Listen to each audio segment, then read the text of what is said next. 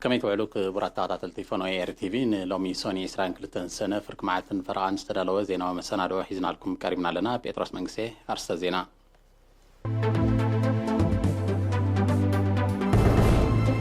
ابزبا عن 730 سدرات سوات كنزبا حاجه استغير لهم عوتا زنبري ارتراوين سماعتاتهم بلعل حابن ذكيرهم نزبا من حيلي توافرات تراكترات جراوتهم بوانو كحرسو كم تحجزهم حرستوت قليتهم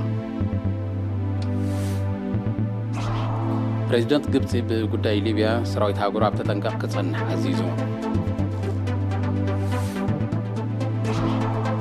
تشاينا امس امريكا بحدش زعل كينات كتسمد كم زيت للفليتا نفرتو اسرائيل كلها ايرو كم تحسا منقستي ليبانوس كسيسو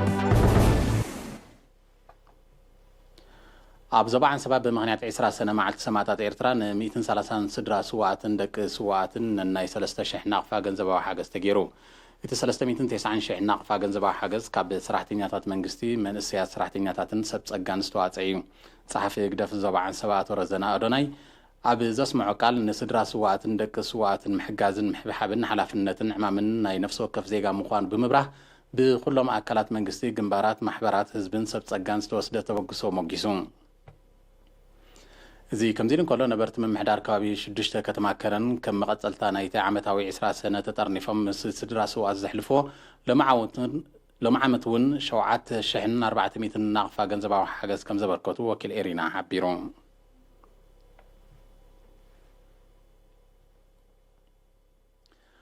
ኤርትራዊ ነበርቲ ሪያድ ስዑድ ዓረብ ሪፓብሊክ ሱዳንን ሪፓብሊክ ደቡብ ሱዳንን 20 ሰነ መዓልቲ ሰማታት ብልዑል ሓበን ዘኪሮም ከካቦቱ ንዝበፅሐና ሓበሬታ ኣርሴማ ስመሮም ኣዋሂዳቶላ ይስዕብ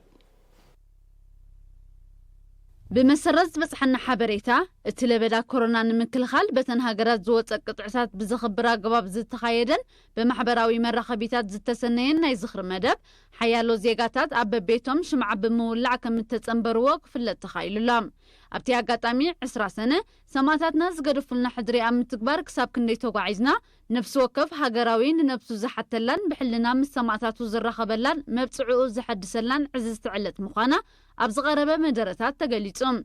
እዚ ከምዚልን ከሎ ኤርትራውያን ነበርቲ ሪያድ ስዑድ ዓረብ ከም መቐፀልታ ናይትን መስሰን ማዕከን ሕድር ሰማዕታትን መጠወር ስድራ ስዋኣትን ዘበርከትዎ ኣስታት 9 ሚልዮን ሪያል ሕጂውን ምንባይ 13 ስድራ ስዋኣት ዝውዕል 46000 ሪያል ከበርክቱን ከለው ኤርትራዊ ማሕበረኮም ባሕሬንን ኤርትራውያን ነበርቲ ባሕሬንን ድማ 7000 ሪያል ከም ዘወፈዩ ተሓቢሮም ኤርትራውያን ነበርቲ ሪፓብሊክ ሱዳን ኣብ ዝገበርዎ ናይ ዝኽሪ መደብ ድማ ማሕበረኮም ከሰላ ክልተ ስድራ ስዋኣት ናይ ምልይ ሓላፍነት ክወስዱን ከለው ማሕበረኮም ዞባ ቀይሕ ባሕሪ ጉጅለ ህግደፍን ቤት ጽሕፈት ኤምባስን ሓንቲ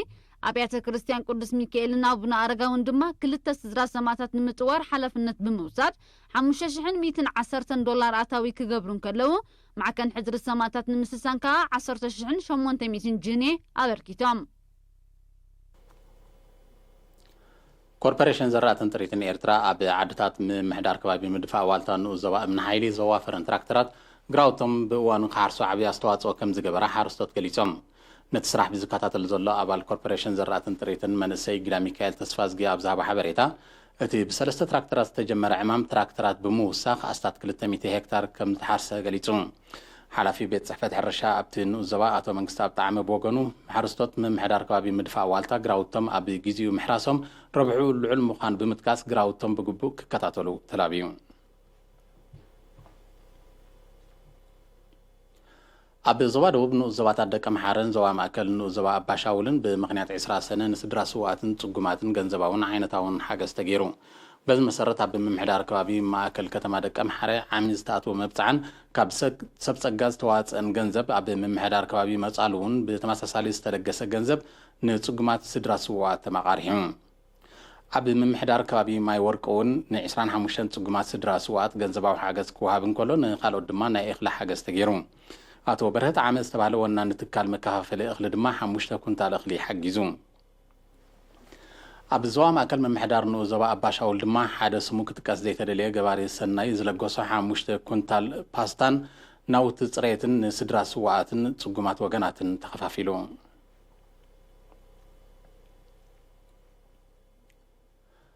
ኣብ ዞባ ደቡባዊ ቀይሕ ባሕሪ ትካላት ወሃብቲ ኣገልግሎት ከተማ ዓሰብን ሰራሕተኛታት ምምሕዳር ከተማ ዓሰብን 20 ስድራ ስዋኣት ን1 ዓመት ንምንባይ ሓላፍነት ወሲዶም ኣመሓዳር ዞባ ዓሰብ ኣቶ ተስፋይ ዘርአ ኣብ ዝሃባ መብርሂ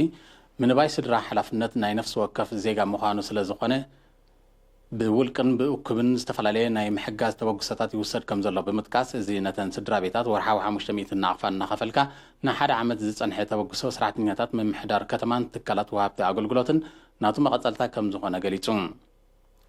እዚ ከምዚን ከሎ ኣባላት ውዳበ ጨንፈር ሰራሕተኛታት መንእሰያት ዞባ ደቡባዊ ቀይሕ ባሕሪ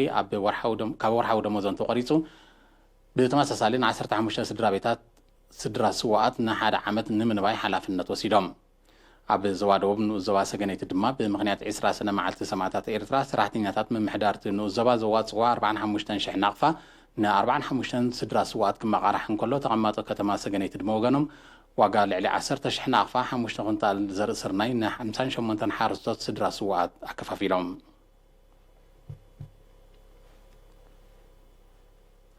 ኣብ ምምሕዳር ከባቢ ገብገብ ንኡስ ዞባ ኣፍዓበት ሕርሻዊ ልምዓት ንምድንፋዕ መለይ ውሕጅ ብመንደቕ ይስራሕ ኣሎ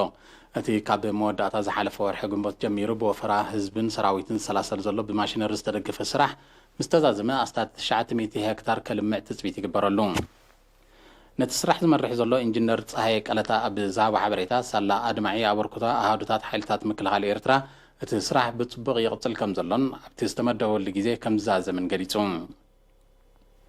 እቲ መለይ ውሕጅ ኣብ መፈጸምቱ ምስ በጽሐ ኣብ ዓመት ክሳብ 3 ምህርቲ ክሓፍሱ ተስፋ ከም ዘለዎም ዝሓበሩ ሓረስቶት ገብገብ ኣብ ምምሕያሽ መነባብሮኦምን ምዕባለ ከባቢኦምን ዓብዪ ለውጢ ከምፅእ ተስፍዋት ምዃኖም ሓቢሮም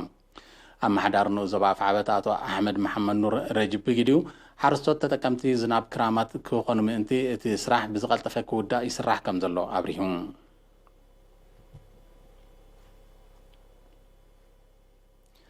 ኣብ ንኡስ ዞባ ፎሮ ባህርያውን ሰብኣውን ጸጋታት ብምዝማዝ ማሕበረ ቁጠባዊ ህይወት ነበርትን ምምሕያሽ ዝሰላሰል ዘሎ ልምዓታዊ መደባት ብጽቡቕ ይግስግስ ከም ዘሎ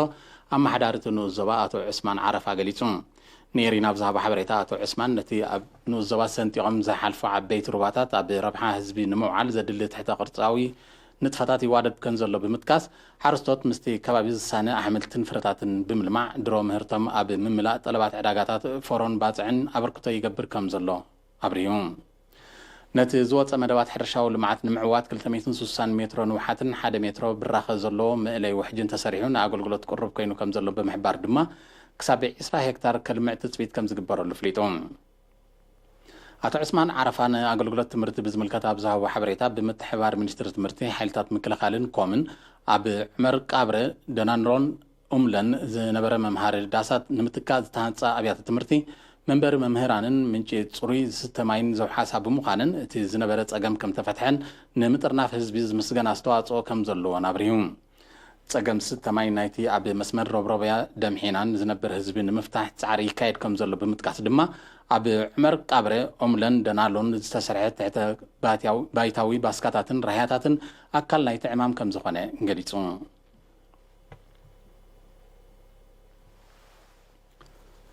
ዝኸበርኩም ተኸታተልቲ ዝስዕብ ዜና ሃገራት ወፃኢ ደጊምና ንምክትታልኩም ብክብሪ ንዕድም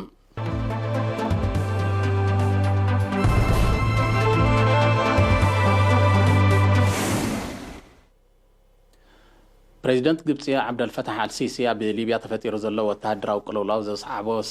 ዘስዕቦ ስጋት ንምግታእ ሰራዊት ሃገሩ ኣብ ተጠንቀቕ ክጸንሕ ኣዚዙ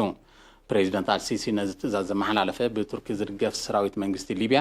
ኣብ ልዕልቶም ብጀነራል ኸሊፋ ሓፍተር ዝምርሑ ዕጡቃት ተቃዋምቲ ዓወታት ኣብ ዘመዝግብሉ ዘሎ እዋን እዩ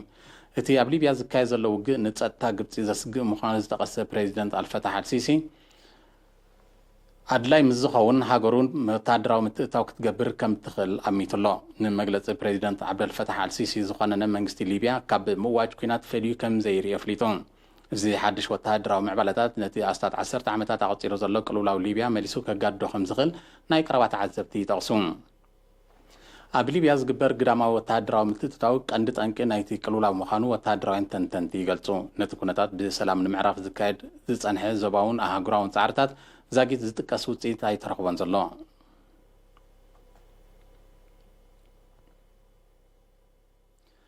ቻይና ምስ ኣሜሪካ ኣብ ሓድሽ ዝሕል ኩናት ክትፅመት ከም ዘይትደሊ ኣፍሊጣ ቻይና ንዝሓበረት ዲፕሎማሲያዊ ዝምድና ክልቴና ሃገራት ብዝተፈላለየ ጉዳያት እናሓርፈፈ ይመጽእ ኣብ ዘለወሉ እዋን እዩ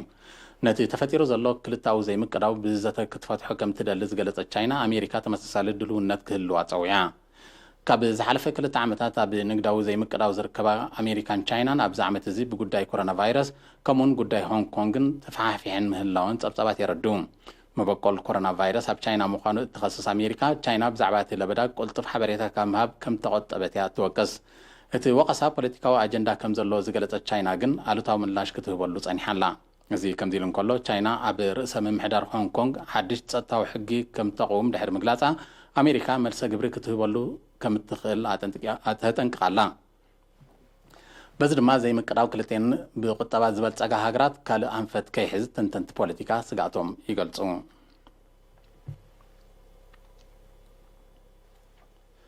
ነፈርቱ እስራኤል ብ21 ሰነ ክልል ኣየር ሃገሩ ከም ጣሓሳ መንግስቲ ሊባኖስ ከሲሱ ተነፈርቲ ትሒተን ኣብ ክልል ኣየር ከተማ ቤይሩት ብምዝምባይን ጸጥታዊ ስጋት ከም ዝፈጠራ እዩ መንግስቲ ሊባኖስ ገሊጹ بمسارات ጸብጻባት ነፈርቲ ውግእ እስራኤል ኣብ ዝሓለፈ 5 ኣዋርሕ ጥራይ ልዕሊ 1,000 ግዜ ንክልል ኣየር ሊባኖስ ከም ጣሓሳ ተፈሊጡ መንግስቲ ሊባኖስ እቲ ተረጋጋሚ ፍጻሜታት ክቋረጽ ናብ ባይቶ ጸጥታ ውድብ ሕብራት ሃገራት ጻውዒት እኳ እንተቕረበ እስራኤል ግን ብሰፍሐ መልክዑ ትቕጽሎ ከም ዘላ ይግለጽ ነፈርቲ ውግእ እስራኤል ኣብ መጀመርያ ወርሒ ሰነ ካብ ማዓስከር ሓይሊ ኣየር ሊባኖስ ተበጊሰን ናብ ሶርያ ደብዳብ ከም ዘካየደ እዩ ዝጥቀስ እቲ ፍጻሜታት ንጸጥታ ሊባኖስ ጥራይ ዘይኮነ ንጸጥታ ናይቲ ዞባ ኣብ ሓደጋ ዘእቱ ምዃኑ ናይ ቀረባ ተዓዘብቲ ይገልጹ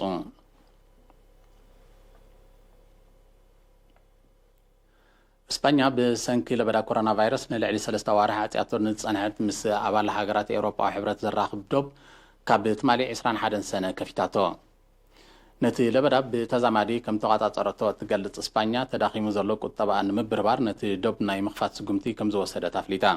ብለበዳ ኮሮና ቫይረስ በኸቢድ ካብ ዝተሃስያ ሃገራት ዓለም ዝኾነት እስፓኛ ንምቁጻሩ ካብ መፋርቕ ዝሓለፈ ወርሒ መጋቢት ህጹጽ ናይ እዋን ሓደጋ ድንጋጌ ኣዊጃ ከም ዝጸንሐት ይፍለጥ ኣብታ ሃገር ብኮሮና ቫይረስ ልዕሊ 293,000 ሰባት ክልከፉ እንከለዉ ልዕሊ 28,000 ከም ዝሞቱ ጸብጻባት ጥዕና የረዱ ብሰንኪ ለበዳ ተመሳሳሊ ሰብኣውን ቁጠባውን ክሳራታት ኣጋጢሞን ዘሎ ብርክት ዝበለ ኣባል ሃገራት ኤውሮጳዊ ሕብረት ዓጼንኦን ዝጸንሓ ዶባትን ይኸፍታ ምህላውን ይግለጽ بدرجة عالم بسنكتي جناك قطع زي كاله لبدا كورونا فيروس نايز تلخ سبات قطري لعلة 9 مليون نايز موت دما أستات 471 شيء بتحلون بتي لبدا أب قطبع عالم وريدو زلو كسارات دحري كلا يوقع عالم كاب زقات ما قطبع وتأجمات تزخف مقانو كيلات التعودي يتقسون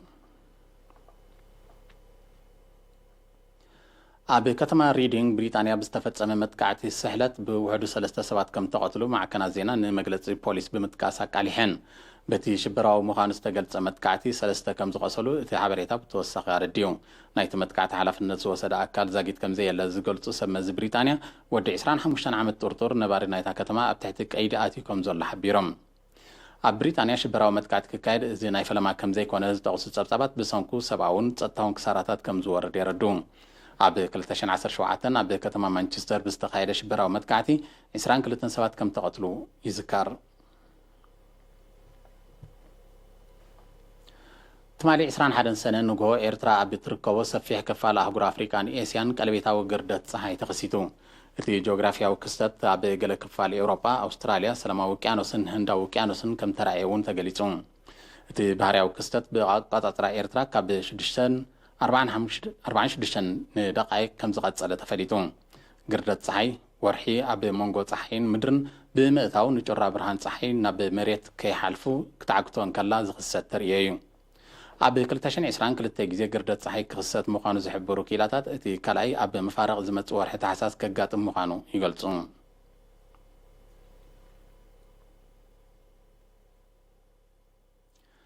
أب إندونيسيا زركب نطف ساعة جمراوي أمبا ميرابي ب21 سنة كلتا جزء نتيجو بتي تفترة وحدة أبي هو السبب يكون نبرز وردك سارة كوانت زي اللي يتا تكن درونان بمفتارو جنا أكبر بيوت أجمعات كم زسعة بتجليتون الحدقات داق ماي كجاتم كم زغل زحبرو كيلاتا سنة مدري إندونيسيا نبرت نايت كبابي كتنقوا أزها غير معلوم أمبا ميرابي أب كلتشن 10 بمنتاجو 357 كم زموتون كبير نواتاو كسارة كم زوردن نايشعت سبعات يحبرون نلوم قطر استدلوا زينا بزي تزازيم الله برحمة الله